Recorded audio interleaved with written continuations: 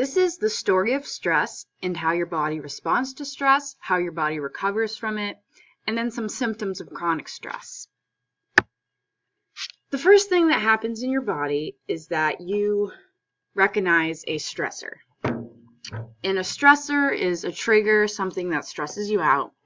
This can be anything like a major life change, school, work, relationships, finances. A lot of people stress about money.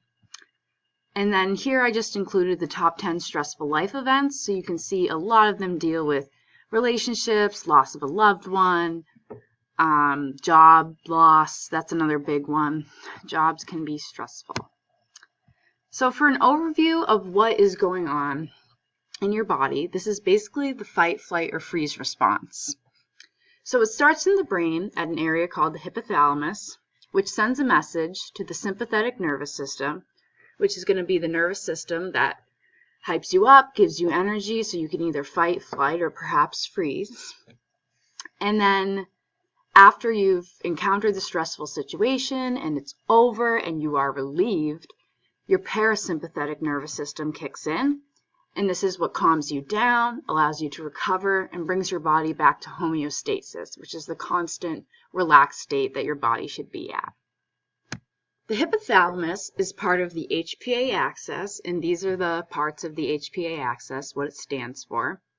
So when you first encounter a stressor, your hypothalamus is going to trigger the release of a hormone called CRH, and CRH is going to go to the pituitary gland, and the pituitary gland is going to release another hormone called ACTH. And that hormone is going to go down here to the adrenal glands, which are down here. And that is at the adrenal cortex, and that is what's going to release cortisol, which is the major stress hormone. Those are also known as corticosteroids, which you can see over here.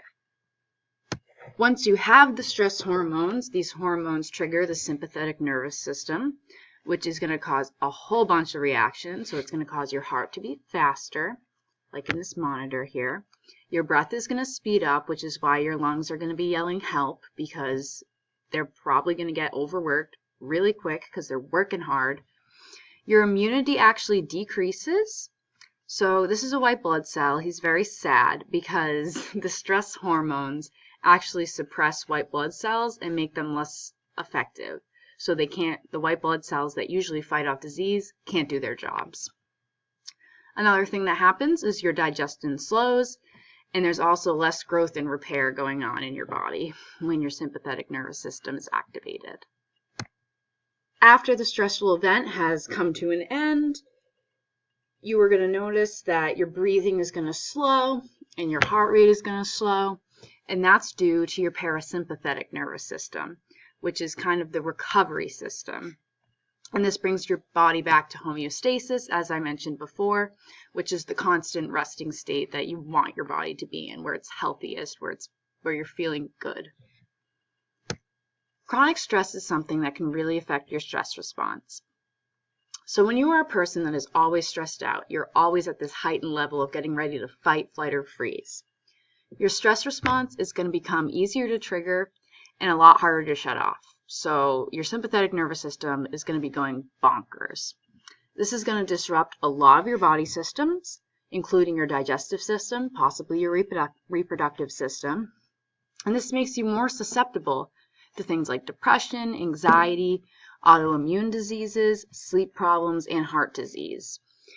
And again, you're more susceptible to autoimmune diseases when you have chronic stress, because when you're stressed, the sympathetic nervous system sends out the stress hormones that interfere with the activities of white blood cells. So white blood cells can't do their jobs, which is to fight off infection.